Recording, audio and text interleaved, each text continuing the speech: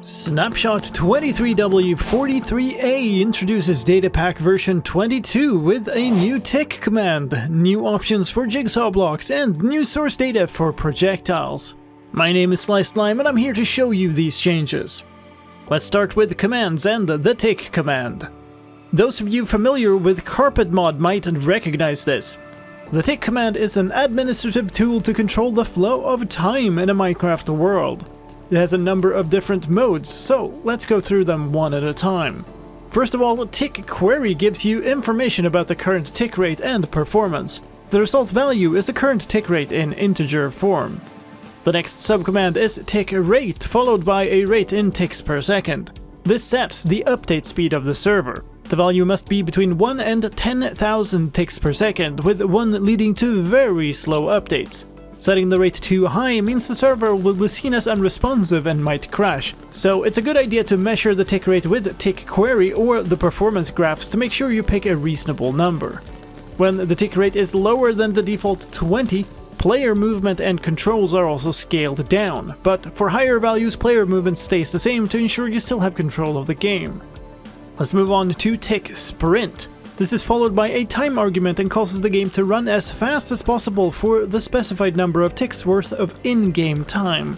Essentially, this lets you fast forward the game simulation to see the result of a mechanism or so, which is useful for measuring gameplay elements that depend on speed, like farm throughput. You can also abort a running sprint by running tick sprint stop. The last functionality of the tick command is the ability to freeze the world entirely, which is started by using tick freeze. This causes all elements of the game world to stop simulating with the exception of players and any entity ridden by a player, which means you can move around and study the state of the world. While in the state, you can use the next tick subcommand, tick step. This takes a time value and runs that amount of ticks, which means you can step the game simulation one or a few ticks at a time to debug a contraption or see in details what's going on. Finally, you can do tick unfreeze to return the world to regular simulation again. One thing to note is that the tick command is considered an admin level command, or numerically speaking, level 4, so it is by default not available for use in datapacks. To be able to use it in a function, you'll need to set the function permission level server.properties value to 4 and run the pack on a dedicated server.